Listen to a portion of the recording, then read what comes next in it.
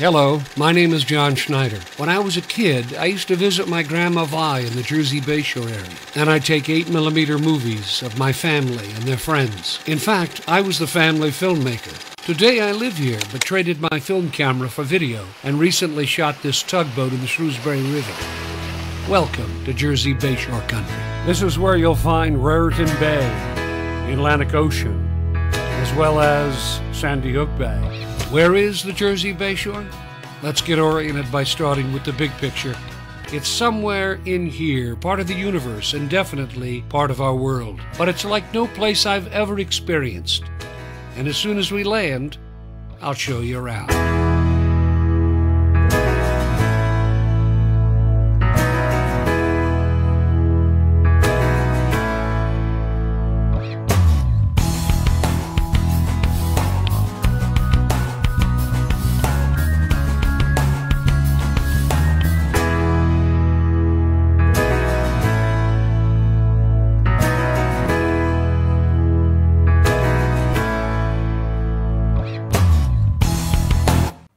Hello everybody, it's John Schneider, and this is the beginning of episode 3, the story of Keansburg. By 2000, the population of Keansburg decreased for the first time to 10,732 people. The Keansburg Waterfront Public Library, founded in 2004, was the result of a concerted effort on the part of townspeople and the borough government to provide a high-quality library with resources that address the needs and interests of the community. For the second time in a decade, the population of Keansburg had decreased. This time it was 10,105 people. By 2012, Keansburg added a $3 million desalinization plant with federal stimulus funds and a low-interest loan from the New Jersey Environmental Infrastructure Trust to improve the quality of water. Then, another hurricane, one bigger and badder than all the rest, Hurricane Sandy. It struck the area as a so-called superstorm, a combination of a nor'easter and a hurricane all wrapped up in one, and it hasn't happened since 1820s.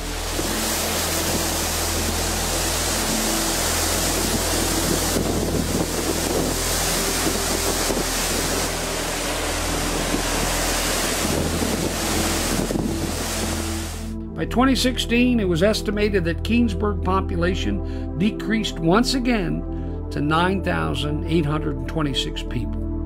And today, it's 2017, a time for remembrance and celebration. 100 years, but more than simply a centennial, really.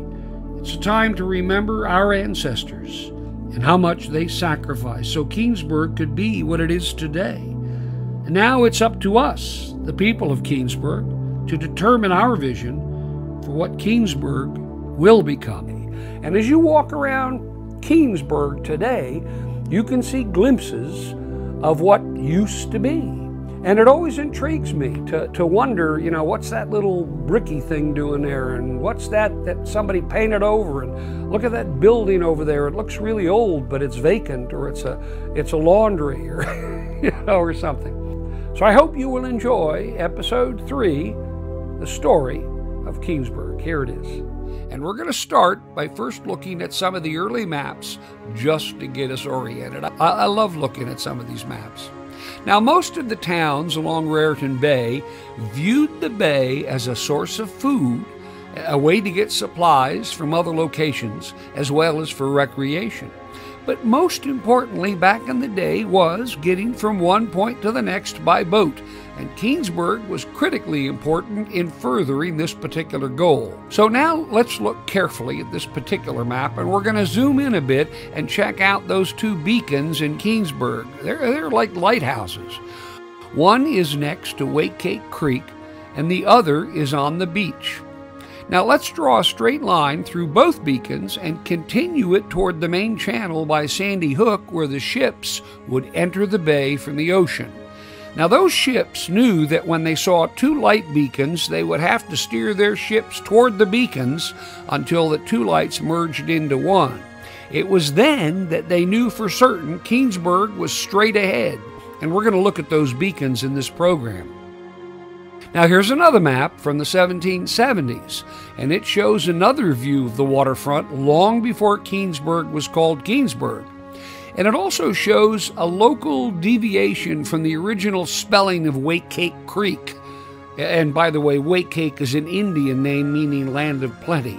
Our trip that we're going to be taking in this episode is going to go from here to here along the waterfront of both the bay and the creek. But we're not done looking at maps. Here's one from 1795. And I love this old map, which shows some of Keansburg's neighboring towns, such as Keyport and Union Beach.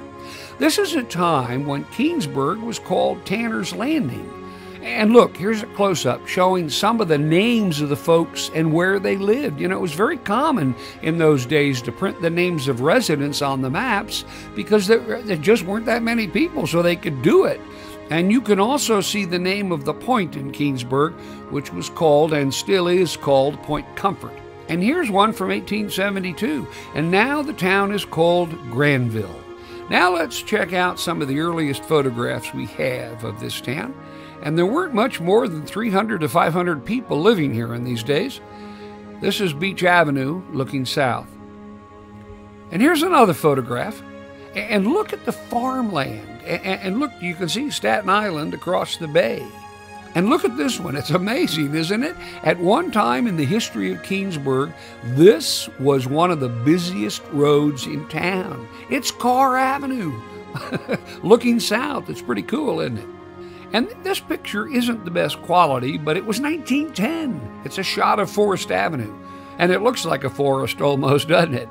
Here's another photo of Forest Avenue, but it looks like a drawing. Some of these old photos look a little bit like sketches sometimes, and in some cases, maybe they are. Here's a shot of an early home with the road still not quite together yet. Now remember, this was horse and buggy days, and this area, for some reason, was called Irish Row, and the road looks like it's pretty well worn. And I like this one, colorized as it is. It's a view of the bridge on Stone Road, and Stone Road is a road which leads today to Route 36. And finally, here are some people in perhaps a postcard entitled appropriately, Picnic in the Woods at New Point Comfort Beach in Keansburg, New Jersey. And nobody seems to be certain where in Keansburg this was taken, but these were certainly some of the people in the middle of the road that lived in Keansburg at the time. And we know the name of this one, however. It's Shore Road. And look, there's a sidewalk, a modern convenience for pedestrians. And here's another picture of an anonymous road, just to give you a sense of the desolation in those early days. And this is Carr Avenue again. It looks like a painting, doesn't it? Here's another unknown road in Keansburg. I love the detail in the picture, like look at the wheel tracks in the road. And this might have been an early postcard because it's also titled simply, Just Watch Us Go. And it has the name Keansburg next to the title. And then let's jump to 1940 when we can look at an old census map of the town. And you can see the old pier in the upper left-hand corner. And here are a couple of zoning maps from about the same period.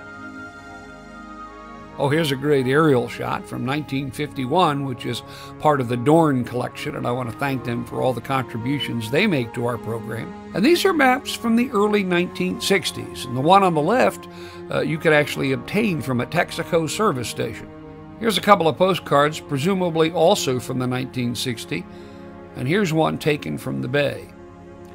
Now we're getting into the 1970s, 80s, and 90s with aerial photography. And then in 1995, here's Google Earth with a stunning view of Keansburg from space. And this is a preview of what we're going to visit today during the rest of this episode. And then in future episodes, we're going to move inland and start looking at some of the streets and businesses and the boardwalk and that sort of thing. And there I am steering my drone to bring you these shots in this and future episodes. And we're going to continue our journey around the point and past the pier to the entrance of the creek, where we're going to enter the creek and voyage up the creek to see what we can see. And all during the trip, we're going to go back and forth in time, from the present to the past and back to the present. And here's a nice view of the beaches that we're going to visit along the way. First, we're going to visit Ideal Beach, which is mostly in Middletown, but also in eastern Keansburg, and very much part of the history of Keansburg. Next is Beacon Beach, and then Main Street Beach, New Point Comfort Beach, and Belvedere Beach. And all during our trip, we're going to go back and forth in time from the present to the past. So, are you ready? Okay, so back we go into Raritan Bay, and here are a couple of fishermen in their boat, much the way fishermen did it 100 years ago or even 200 years ago, looking for something out there to eat. And first, let's check out Ideal Beach. And here's an early postcard describing the area as a growing section of Keansburg, which today is called East Keansburg. And here's another picture, looking in the opposite direction, with Beacon Beach in the background. And can you see the light beacon in the distance? We're going to visit that area in a minute. And here's part of the beach today, with Naval Weapons Station Earl off in the distance. Now this pier is a military pier, which reaches out into the bay some 2.5 miles. And again, next to Ideal Beach is Beacon Beach, because this is where the Bayshore Beacon was located. Here's where it stood to guide ships to this area. Here's Raritan Bay, and on the other side is Staten Island. And further still is New York City, from where many of the steamships would depart for Keansburg, so people could spend the day or a weekend or a week on one of Keansburg's beautiful beaches. And here's an advertisement or a postcard, not sure which says Beacon Beach, a healthful combination of seashore and country. Well, I'm not so sure that there's country anymore, but there certainly is some seashore. Sounds to me like a marketing slogan. And here's another one. And while today may not be as popular as yesterday, people and their dogs still come to play on the free beaches. And one thing you'll notice in these early photographs are the roads, houses, and the boardwalk were right next to Raritan Bay. Later on, of course, hurricanes changed all that. And here's Bayside Parkway, and a small boardwalk made of boards, of course. Here's one of many remnants of short piers which went out into the water, as this old postcard of Beacon Beach indicates. By the way, do you see the light beacon? Today, like yesterday, the almost prehistoric horseshoe crab still climbs up onto the beach to die. And this clump of rocks indicates generally the eastern boundary of Keansburg today. Houses today have a berm between them and the bay for some protection from hurricanes and storms. And I love looking at relics from the past, such as this.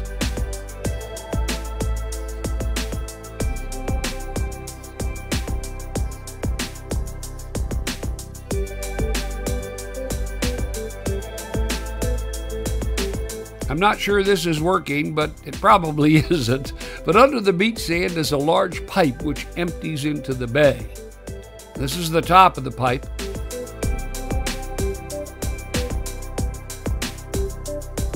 And here's the opening, but I don't think it works anymore. Isn't this a great shot? Love this. Now, beyond this rock and up by those trees is where the light beacon was located.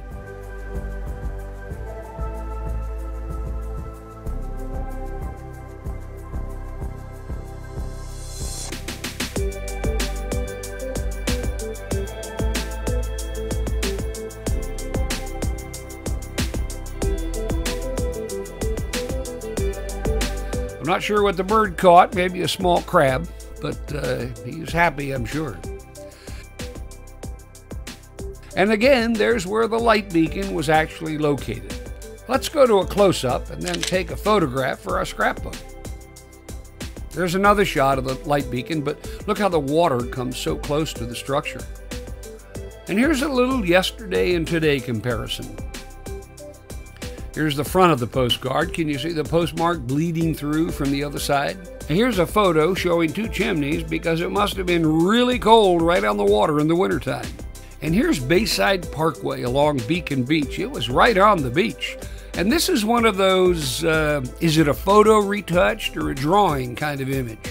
Whatever it is, let's go back to the present and the birds of Beacon Beach. Now, the next beach is west of Beacon Beach and has been called many names. It's located where Beachway becomes Main Street when it turns. So one name is Main Street Beach, but an earlier name was Morris Beach or Morris Park and Pavilion. Oh, and some folks called it Bayside Grove. Anyway, here's what it looked like. And before any of these names, it was Tanner's Landing, which was actually the name of the town before it became Granville, and then eventually became Keansburg.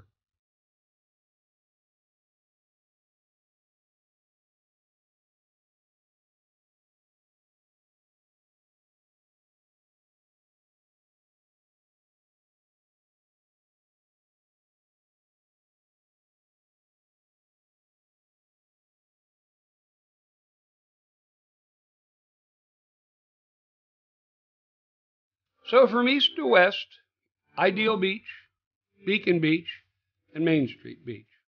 And now let's swing around and look west toward Point Comfort Beach and look at just a few photographs which cost a penny back in those days. And there were hundreds, if not thousands, of these postcards for sale.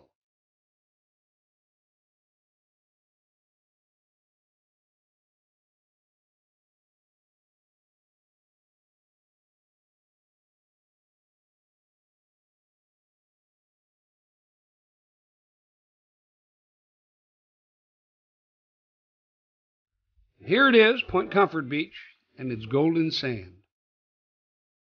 And renting canoes off of Carr Avenue was always popular, or any sort of boat for that matter. And folks loved diving off the piers into the water, and there were a bunch of little piers. Uh-oh, something's going on to gather a crowd, maybe a wedding. Now, fishing was always fun, especially for the youngsters. But for serious fishing, you'd go to the big fishing pier further on down the beach. Here's a view from one of the jetties looking back at the boardwalk and the carnival-type rides. And if you were lucky enough to stay in cottages right by the water, you didn't have far to go for fun, just right at your front door. Here's another postcard of New Point Comfort Beach.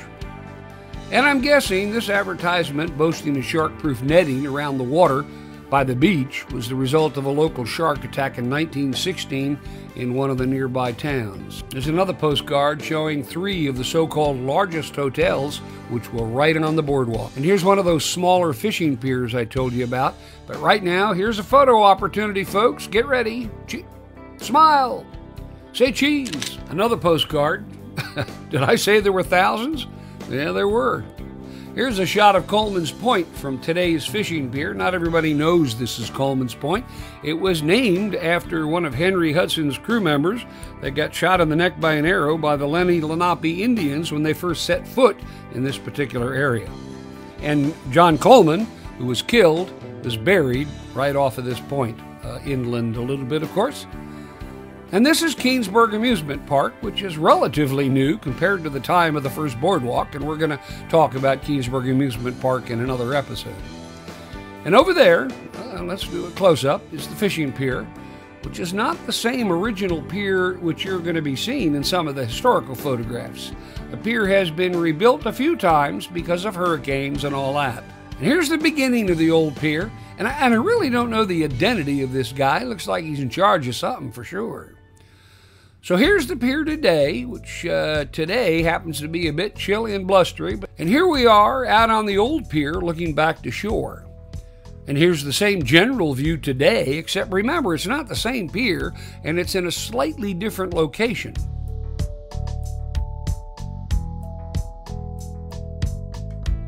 So now we're looking east, and then north towards Staten Island, and of course, New York City. And you see the wind? See what it's doing to the surface of Raritan Bay? Whitecaps. And again, here's the pier with Belvedere Beach over on the other side, which we're going to visit shortly. And today, the pier doesn't go all the way out as far as it once did because of damage from Hurricane Sandy. Here's the end of the pier before Sandy. People could go right out to the tip. So let's imagine it's 1930 once again, and the city of Keansburg, a steamship, is coming to dock at the pier and let off its passengers. And let's not forget to buy a postcard to send to our family and our friends. And there's Keansburg, Belvedere Beach to our right, and New Point Comfort Beach to our left. Now here are a couple of photographs taken on a different day, and here's more film of folks fishing from the pier. Hey, wait a minute, why is the camera so smooth? Are we in a car? No, we're riding on a miniature train, and here's what it looked like. And here's the postcard made from the photo. Now here's a slightly different train, some years later, but on the same tracks. And look at the steamship in the background. Ha ha! Look at this photo taken of little Jean in 1946. Ain't she cute? Well, here we go. Hope it doesn't ever fall into the water. And here's a photograph from the train taken more recently, like the 60s or 70s. But today, the train is gone. And while most of the postcards and photographs are taken during daylight, here's a rare photo of the pier lit up at night, where couples would take romantic strolls out into Raritan Bay. And on the other side of the pier, as I said, was Belvedere Beach, which went from the pier to the mouth of Waackaáck Creek. Here's an old photograph of folks on Belvedere Beach with the pier in the background. And here's a view of the beach from the water with the Keansburg amusement park in the background.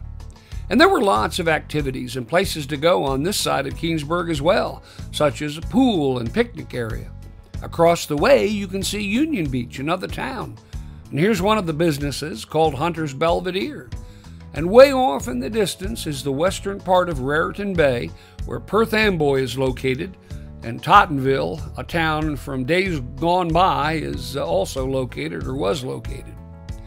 Today, this area includes a walking deck and a path called West Bay Walk. And there's today's pier once again in the distance, and there's part of the Keansburg amusement park also in the distance.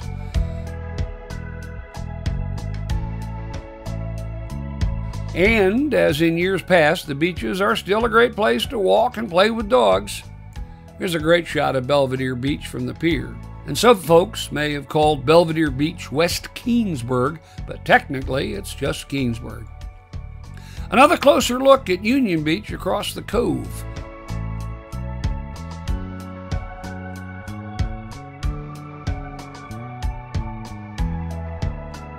And again, an old photo of Belvedere Beach.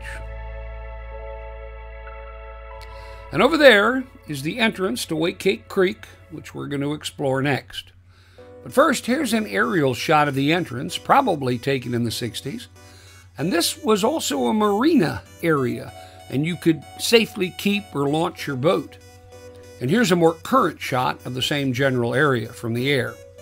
So let's take our small boat, and you need a small boat to go in the creek, and head to the mouth of the creek.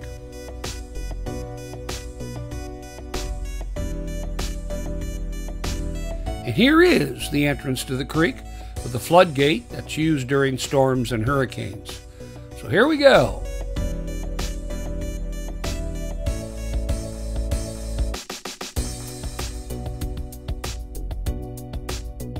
And now we're looking back at the floodgate we just came through.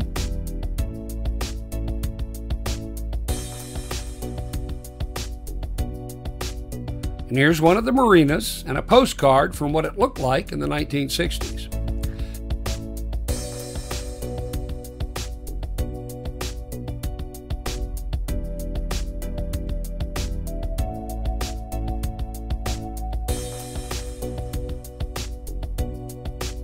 It seems like every time I explore the creek, this bird is here in the exact same spot to greet me. Don't know why.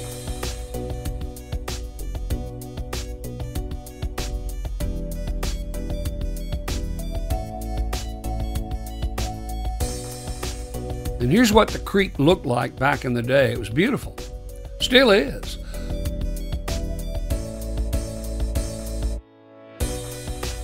And that's the bridge carrying traffic from Laurel Avenue.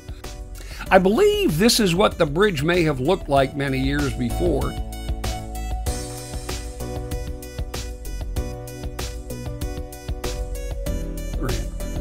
The bridge is at Laurel Avenue and Creek Road. And here's the Marina Inn across the street.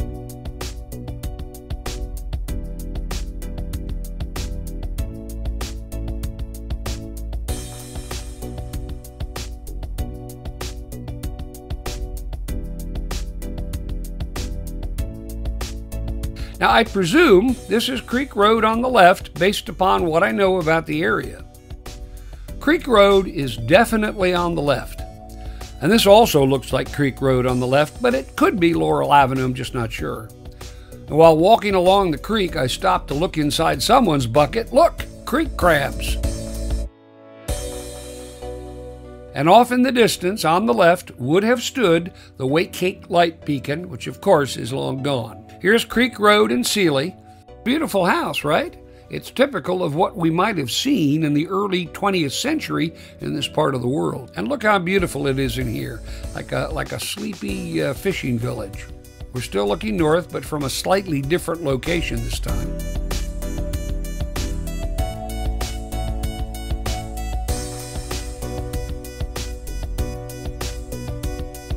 And here's a good aerial shot of the creek. Now, we were just on Kennedy, and I estimate the Waackaack light beacon, which was torn down and replaced with homes, was located right about here. And here's a shot taken from the top of the light beacon. Isn't it a cool photo? So here's the aerial shot again, and here's where the light beacon would have been located. Again, we're looking south from Kennedy, and the light beacon would have been to our left out of this particular shot. And these guys are happy to see me, I think. I'm not sure.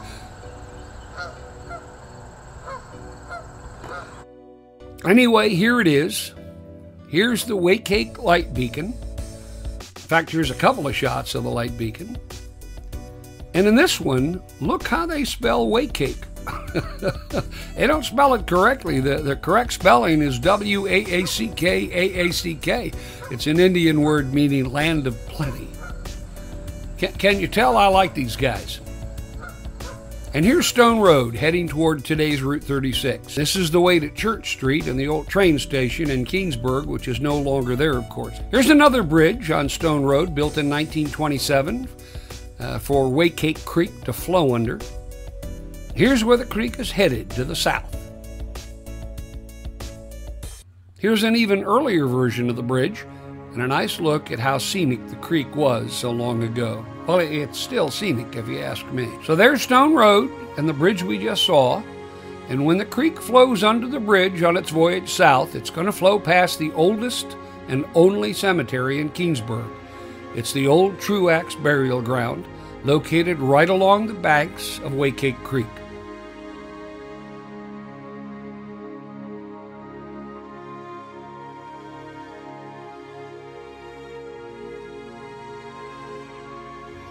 And here's where you can see through the trees as the creek flows past the cemetery. And this is where our water voyage ends, where some of the ancestors of Keansburg are buried. So I hope you'll join me for the next episode of the Story of Keansburg, which is going to be shown next week.